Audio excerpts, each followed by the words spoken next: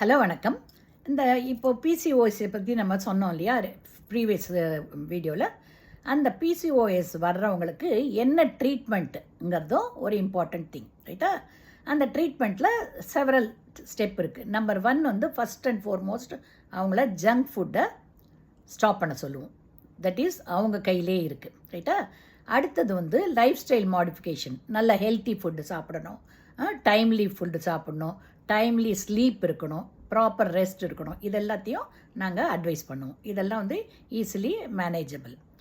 இது மட்டும் இல்லாமல் மெடிசன் நாங்கள் கொடுப்போம். அந்த மெடிசனில் வந்து இந்த hormone imbalance, even thyroid problem கூட இருக்கலாம், அதை இருந்தால் நாங்கள் ரெக்டிஃபை பண்ணுவோம்.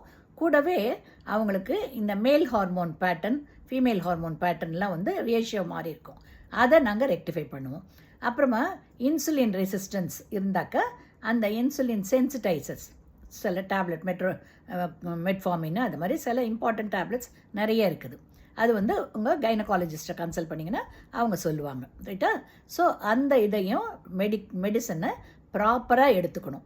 அதே நேரத்தில் proper exercise, diet control as well as proper exercise, இது எல்லாமே காம்பினேஷனில் தான் ட்ரக்கு, அதே நேரத்தில் life style modification, diet, exercise, இது எல்லாம் சேர்ந்து பேஷண்ட்டோட கோஆப்ரேஷன் இருந்தால் தான் டாக்டர்ஸால் இந்த பிசிஓஎஸ்ங்கிற ஒரு பெரிய ப்ராப்ளமை ரெக்டிஃபை பண்ண முடியும். முந்தையெல்லாம் ஆப்ரேட்டிவ் மெத்தடில் தான் கரெக்ட் பண்ண முடியும். இப்போ மெடிசன்ஸு நிறைய இருக்குது, ரைட்டா?